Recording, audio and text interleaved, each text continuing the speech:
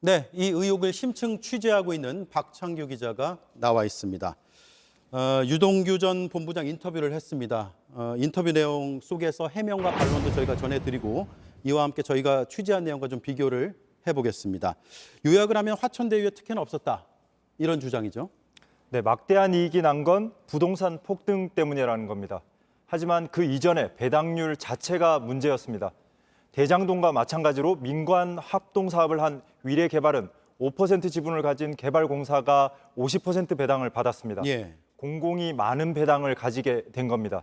반면 대장동은 7% 지분을 가진 민간업체가 68% 배당 수익을 받았습니다. 일정 이상 이익이 나면 민간이 더 많이 가져가게 애초에 설계가 된 겁니다. 네, 이런 이익 배분을 놓고 실무진이 문제 제기를 했지만 묵살당했다, 이런 보도들이 있었는데 이에 대해서도 반박을 했죠. 네, 그런 제안을 본 적도 없다고 했습니다. 저희가 접촉한 내부 관계자들과는 엇갈리는 주장입니다. 그래서 도시개발공사에 추가로 확인 과정을 여러 번 거쳤지만 지금으로선 확인할 방법이 없다는 답변만 들었습니다. 하지만 전문가들은 애초 배당뿐만 아니라 부동산 수익도 민간이 많이 가져가게 설계가 됐고 누구든 문제의식을 느꼈을 거라고 지적했습니다. 네.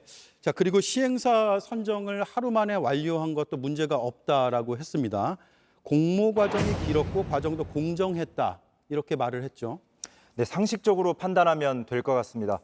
공모 기간 동안은 심사위원들이 계획안을 볼 수가 없습니다. 공모안을 받은 당일과 다음 날 합해서 7시간 만에 모든 심사가 끝났습니다. 유 전 본부장은 직원들이 계산만 하면 되는 거라고 주장했는데 그러면 반대로 심사위원도 필요 없고 계산기만 있으면 되는 거냐는 반론도 할 수 있습니다. 예.